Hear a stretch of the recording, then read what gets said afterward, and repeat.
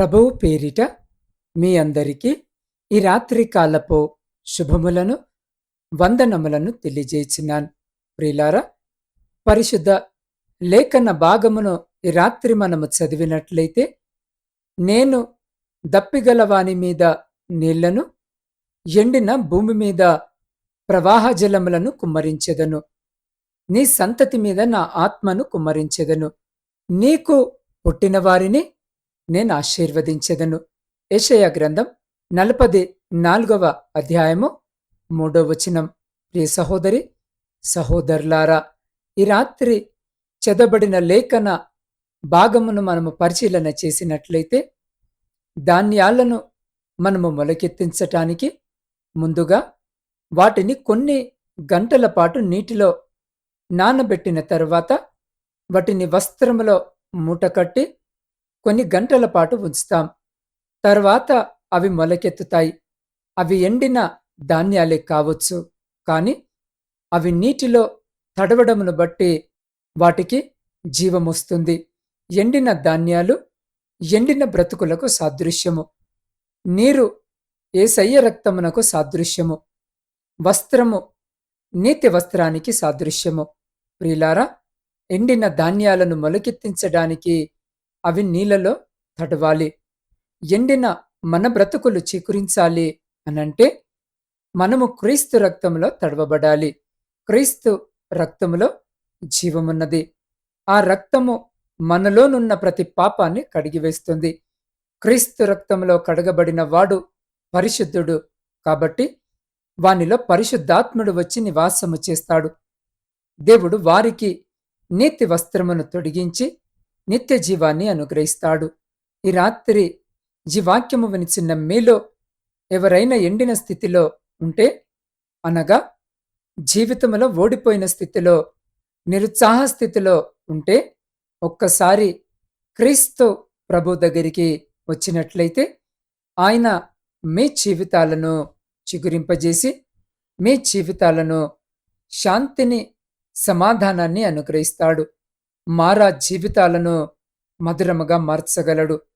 యేసయ్య పిలుస్తున్నాడు, ప్రయాసపడి భారము మోసుకున్న సమస్త జనులారా నా యొద్దకు రండి, నేను మీకు విశ్రాంతిని కలుగజేసేదను అని. అవును ప్రియ సహోదరి సహోదరులారా, మన దేవుడు దప్పికను తీర్చేవాడు అని వాగ్దానము ద్వారా మనకు తెలియజేస్తుంది. సృష్టికర్త అయిన దేవుడు మనలను ఎంతగానో ప్రేమిస్తూ మన యొక్క ప్రతి అక్కరను తీర్చడానికి, ఆయన దప్పికను తీర్చడానికి ఎంతో ఇష్టాన్ని కలిగి ఉన్నాడు.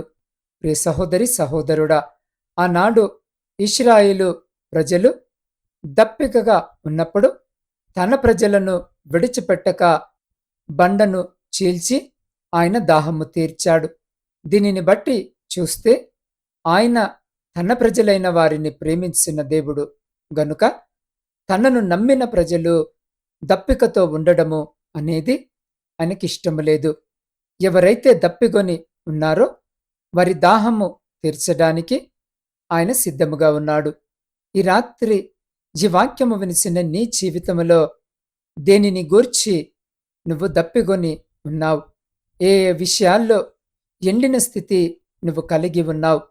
నా జీవితము ఇంతగా పాడైపోయింది, ఎటువైపు చూసినా ఎండిన స్థితిని నేను కలిగి ఉన్నాను, ఏ విధమైన అభివృద్ధి లేదు, ఆత్మీయముగా, శారీరకముగా, మానసికముగా, ఆర్థికముగా అన్ని విషయాల్లో కూడా నేను అణగారిపోయి ఎండిపోయి ఉన్నాను అని ఈ రాత్రి ఈ వాక్యము వినిచిన నీవు ఒకవేళ బాధపడుతున్నావేమో, అయితే నీ దప్పికను తీర్చడానికి, నీ అక్కరలను తీర్చడానికి దేవుని యొక్క శక్తిలో లోపము లేదు, ఆయన సామర్థ్యతలో లోపము లేదు, ఆయన ప్రేమలో లోపము లేదు. దాహము తీర్చబడడానికి లోపము, ఆటంకము ఏదైనా ఉంది అనంటే దప్పిగొని ఉండకపోవుట అనేది మన దాహము తీర్చబడడానికి అర్హత ఏంటిదంటే దప్పిగొని ఉండుట. మనుషులు కలిగి ఉండాల్సిన ప్రాముఖ్యమైన దప్పిక ప్రధానముగా మనము చూస్తే మత్తయి సువార్త 5వ అధ్యాయము 6వ వచనాన్ని గనుక మనము చదివినట్లయితే, నీతి కొరకు ఆకలి దప్పిక గలవారు ధన్యులు, వారు తృప్తిపరచబడుదురు. అంటే నీతి కొరకు దప్పిక కలిగి ఉంటే అదే మనలను అన్ని విషయాల్లో అభివృద్ధి పరుస్తుంది. అవును ప్రియ సహోదరి సహోదరుడా, మన జీవితములో చాలాసార్లు పరిశుద్ధమైన జీవితము కొరకు నీతిగా బ్రతకాలని, నేను దేవుని కొరకు నీతిగా బ్రతకాలని, నేను దేవుని కొరకు జీవించాలి, యేసు లాంటి స్వరూపము నేను కలిగి ఉండాలి, ఆయన కొరకు ఏదైనా చేయాలి అని ప్రార్థిస్తూ ఉంటారు. కానీ జవాబును పొందుకోలేకపోతూ ఉంటారు. కారణము ఏంటంటే అది పెదవులలో దాహము. ప్రియ సహోదరి సహోదరుడా, దాహము అని పలకడమే కాని నిజముగా దప్పిగొనడము కాదు. దప్పిక అని స్వరము విన్న ప్రజలు నిజముగానే వారు దాహముగా ఉన్నారేమో అనుకుంటారు. కాని హృదయ అంతరంగాన్ని చూసే దేవుడు ఆ ప్రార్థనలో దప్పిక లేదని, అది దప్పిగొనిన వాని ప్రార్థన కాదు కాబట్టి ఆయన జవాబును ఇవ్వలేకపోతున్నారు. నిజముగా దాహముగొన్న వారు దాహము తీరేంత వరకు అదే ఆలోచన, ఒకే ఊహ, ఒకే ఉద్దేశము, మాటలన్నీ దానిని గూర్చే, చూపులన్నీ దానిని గూర్చే, నీరు ఎక్కడ దొరుకుతుందా అని వెతుకుతూనే ఎన్ని రోజులైనా దాహము కలిగిన వ్యక్తి వీటిని గూర్చే వెతుకుతూ ఉంటాడు, ఆలోచిస్తూ ఉంటాడు. దప్పిక లేనివారు మాత్రము వేరే విషయాలు ఆలోచిస్తారు, వేరే పనులు, వేరే పరిస్థితులు కలిగి ఉంటారు. కాబట్టి ఇంతకాలముగా ప్రార్థించిన పాపము విడిచిపెట్టలేకపోతున్నాను, నా స్వభావము మారడము లేదు అని మదనపడుతూ ఉన్నావేమో. నీ పాపము, నీ వ్యసనము నీ నుండి దూరం అవ్వాలని నువ్వెంత దాహము కలిగి ఉన్నావు అనేది చాలా ప్రాముఖ్యమైన విషయము. ప్రియ సహోదరి సహోదరుడా, దాహము కలిగిన పిల్లలు ఎంతో గుక్కపట్టి ఏడుస్తూ ఉంటారు. తల్లిదండ్రులు ఏమి ఇచ్చినా వారి దాహము తీరే వరకు ఏడుస్తూనే ఉంటారు. అదే విధముగా పరిశుద్ధత కొరకు, నీతి కొరకు, యథార్థత కొరకు, యేసు ప్రభు స్వరూపము కొరకు నిజమైన ఆశ, నిజమైన దాహము, దప్పిక కలిగి ఉన్నవారు అది వారికి దొరికేంత వరకు నిశ్శబ్దముగా ఉండలేరు. మోకరించినప్పుడు కన్నీరు దారగా ఆపలేనంతగా కారుతూ ఉంటుంది. వారికేది వచ్చినా వారికి కన్నీరు ఆగదు. ధనము, ధాన్యము, పేరు ప్రఖ్యాతలు, బంగారము, వెండి, ఉద్యోగము, వ్యాపారము, చదువులు, పన్నులు, బాధ్యతలు, కుటుంబము, స్నేహితులు, బంధువులు ఏవి కూడా ఆ కన్నీటిని ఆపలేవు. ఆ స్థితి అంటే అట్టి దప్పిక ఈ రాత్రి ఈ వాక్యము వినిచిన నీవు కలిగి ఉంటే నీ దాహము తప్పక తీర్చబడుతుంది. ప్రియ సహోదరి సహోదరుడా, ఒకవేళ ఆ స్థితి నీకు లేనట్లయితే ఈ రాత్రే ప్రార్థించు.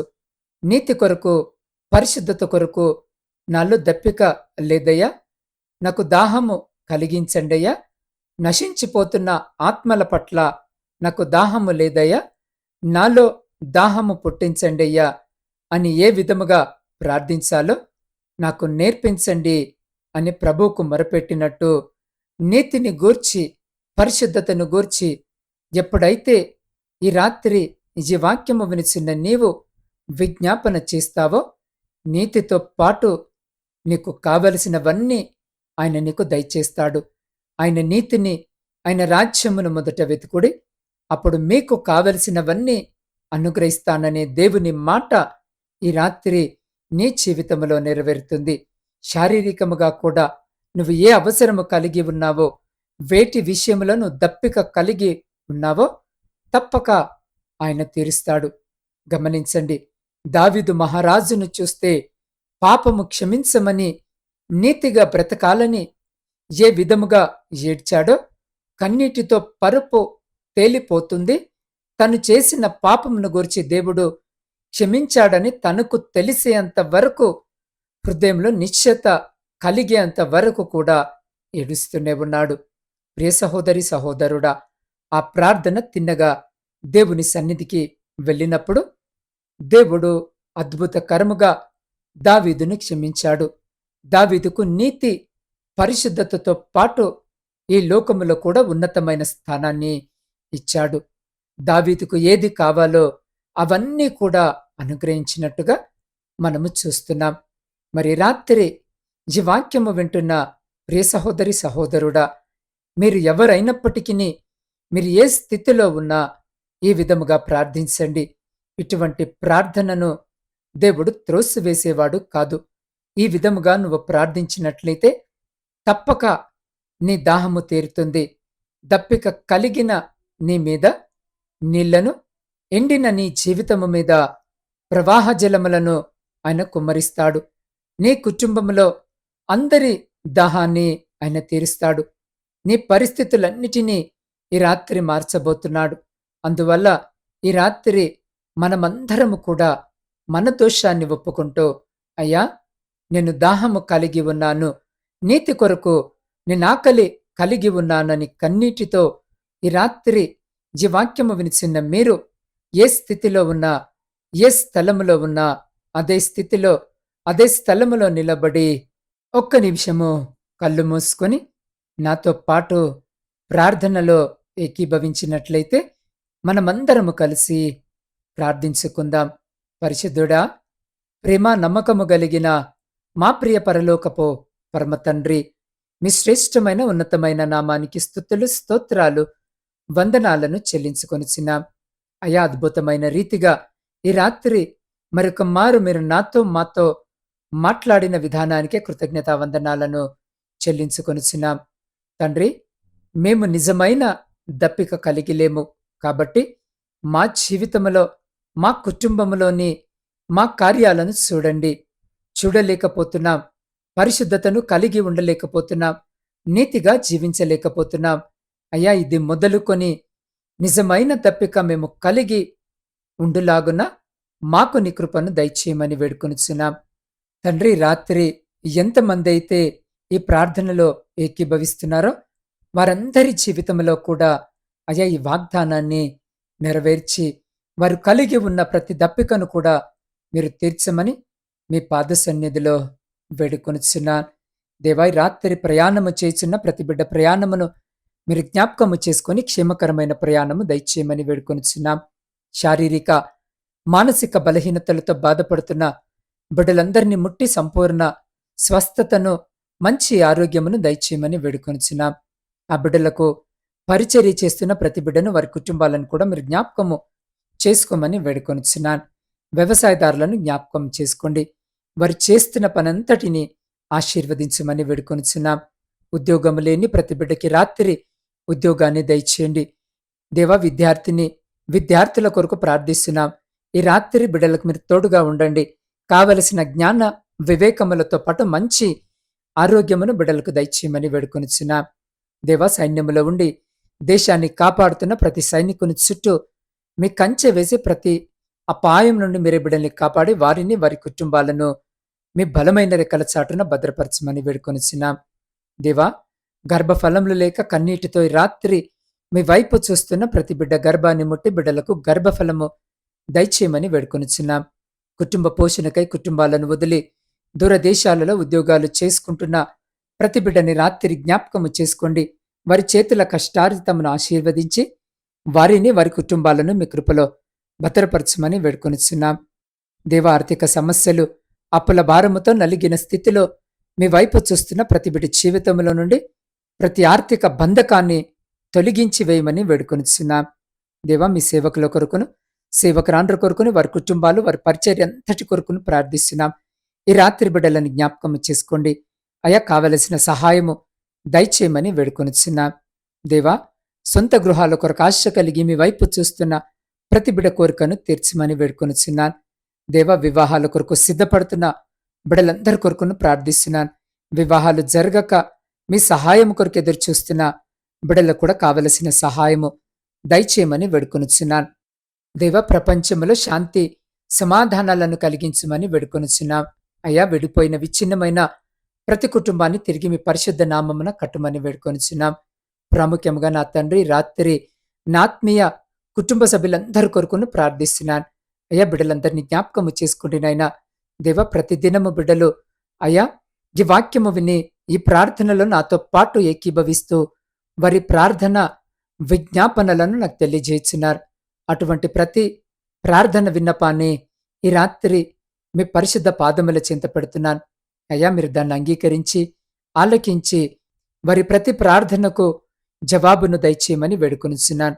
ప్రాముఖ్యంగా నా తండ్రి ఈ గాఢాంధకారమైన చీకటిలో మేము నిద్రించినగా మా గృహాల చుట్టూను, మా ఆత్మీయుల గృహాల చుట్టూను, మా ఇరుగు పొరుగు వారి గృహాల చుట్టూను మీ అగ్ని కంచె వేసి ప్రతి బిడ్డను మీ దేవదూతల రెక్కల చాటున భద్రపరిచి ప్రతి అంధకార సంబంధమైన శక్తులన్నిటి నుండి మీరే సంరక్షించి కాపాడి మీ చిత్తమైతే మీరాకడ ఆలస్యమైతే ఎన్నిక లేని మమ్మలను మరొక శ్రేష్టమైన నూతన దినములోనికి సజీవముగా ప్రవేశింపజేయమని మా రక్షకుడును మీ ప్రియకుమారుడైన యేసు క్రీస్తు మహిమ కలిగిన నామమున ప్రార్థించి స్తుతించి అడిగి పొందుకొని ఉన్నాము తండ్రి. ఆమేన్.